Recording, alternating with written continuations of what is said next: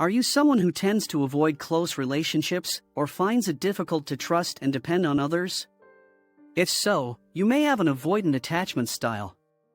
This type of attachment can lead to insecurity, isolation, and difficulty forming healthy relationships. But it's important to know that there are ways to protect yourself and work towards forming healthier connections. In this video, we will discuss what avoidant attachment is, how it develops, and strategies for overcoming it. What is avoidant attachment style? Avoidant attachment style is a type of relationship dynamic characterized by a strong resistance to closeness and intimacy.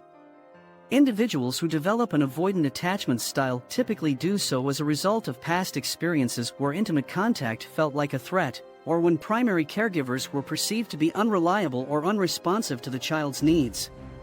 The main function of this behavior is to protect the individual from potential hurt by maintaining distance. Accordingly, individuals with an avoidant attachment style often consciously or unconsciously suppress their feelings and have difficulty forming close attachments with others. People with an avoidant attachment style often view themselves as independent and self-reliant, tending to put their own needs first and prioritizing autonomy over connection. They may also engage in various forms of self-protection, such as distancing emotionally or physically from someone or avoiding certain topics that make them feel vulnerable. As adults, they may find it difficult to trust people, share personal information, or let down their guard due to fear of being rejected or taken advantage of. When attempting relationships, people with an avoidant attachment style may respond by actively distancing themselves from the other person to maintain control over the level of closeness in the relationship, for example, by talking less about themselves than would usually be expected for the other person not to get too close. Unfortunately, this can often end up damaging any potential relationship due to the sense that one partner is withholding something important from the other. How avoidant attachment develops. Avoidant attachment styles can develop as a result of several factors, including early childhood experiences and parenting styles. For example, a child who experiences neglect or rejection from their primary caregivers may learn to suppress their emotional needs and become more self-reliant to cope with the lack of emotional support. Similarly, a child who is consistently overprotected or overcontrolled by their caregivers may also develop an avoidant attachment style as a way of coping with the lack of autonomy and independence. Another way avoidant attachment styles develop is through growing up in environments where emotions are invalidated or criticized. When a child's expression of emotions is suppressed or judged harshly, it can make them feel ashamed or humiliated for expressing themselves authentically. They might resist forming meaningful relationships out of fear that they would be met with disapproval or rejection again if they open up about how they're feeling. Additionally, the person may struggle to understand how to regulate their emotions appropriately and express them without fear due to a lack of healthy role models at home during childhood development stages such as infancy and toddlerhood. Furthermore, traumatic events such as abuse, family conflict, divorce, death, etc., can lead an individual towards developing an avoidant attachment style because these experiences cause them psychological pain which is difficult for them to process properly due to insufficient emotional support from caregivers during times when it was needed most. As a result of this, people learn coping mechanisms such as suppressing emotions or avoiding connection with others to protect themselves from further hurt and disappointment caused by interpersonal relationships in life. Exhibiting avoidant attachment style? Tips to protect yourself. Avoidant attachment can evoke feelings like guilt, shame, depression as well as anxiety if it is not addressed, but there are ways to cope while still protecting oneself from potential hurt. Here's what you can do. 1. Learn about attachment styles. Learning about attachment styles can help you understand the underlying patterns and dynamics in your relationships. It can help you identify the specific behaviors and thought patterns that contribute to your avoidant attachment styles, such as emotional distance, self-reliance, and difficulty trusting others. It can also help you understand why you may struggle in certain types of relationships or certain situations. By understanding your attachment style, you can become more aware of your behavior and how it may affect your relationships. This awareness can help you identify patterns that may be harmful and work to change them. For example, if you realize that you tend to push people away when they get too close, you can work on becoming more comfortable with emotional intimacy. In addition, understanding your attachment style can also help you understand the attachment styles of others, which can be useful in navigating and improving your relationships.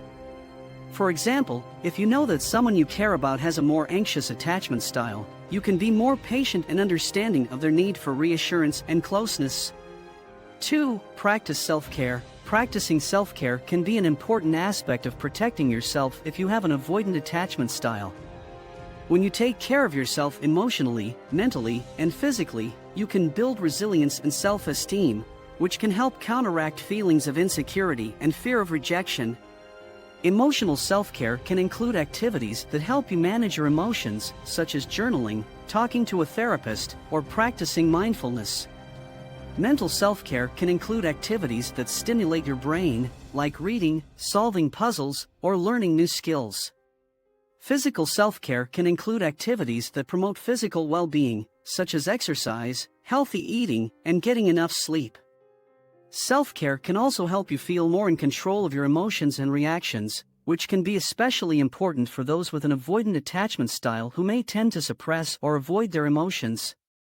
By taking the time to process and address your emotions healthily, you can become more comfortable with them and better equipped to handle difficult emotions and situations when they arise.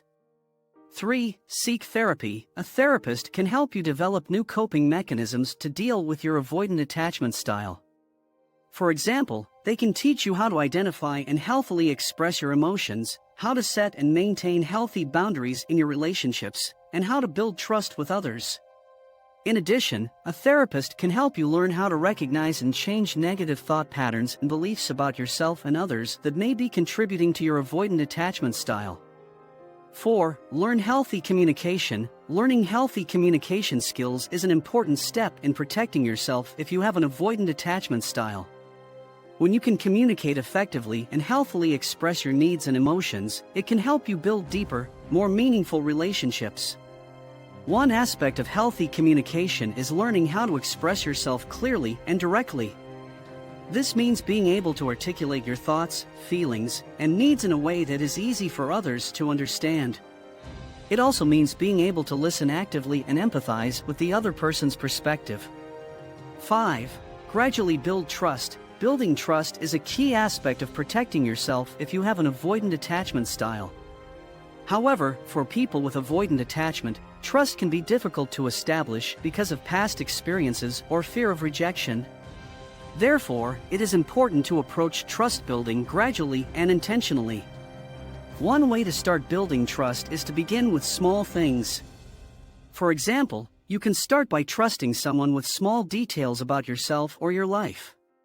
As you build trust in these small things, you can gradually share more personal information and feelings. 6. Be open to change. Being open to change is an important aspect of protecting yourself if you have an avoidant attachment style. One of the key things to remember is that attachment styles can change over time and that change is possible. One way to be open to change is to be open to feedback from others. This means being willing to listen to others and consider their perspectives, even if they might differ from yours. It also means being willing to take constructive criticism and use it to improve yourself and your relationships. 7. Avoid self-isolation. Avoiding self-isolation is an important step in protecting yourself if you have an avoidant attachment style. People with avoidant attachment styles tend to have a strong need for independence and can often find themselves avoiding close relationships or social interactions. While this might seem like a good idea in the short term, in the long term, self-isolation can actually make your attachment style worse. 8. One way to avoid self-isolation is to find a balance between your need for independence and your need for connection.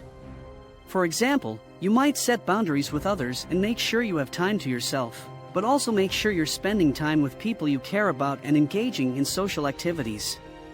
It's important to note that these steps may not be easy, and it may take time to see the change, but with persistence, it's possible to form healthy connections and improve your attachment style. Having an avoidant attachment style can be difficult to manage, but it's important to remember that you are not alone and there is help available. With patience and determination, you can learn how to foster healthy connections in spite of any anxieties or fears that may arise. Remember, no man is an island. You deserve love and connection too. Thank you for watching our content.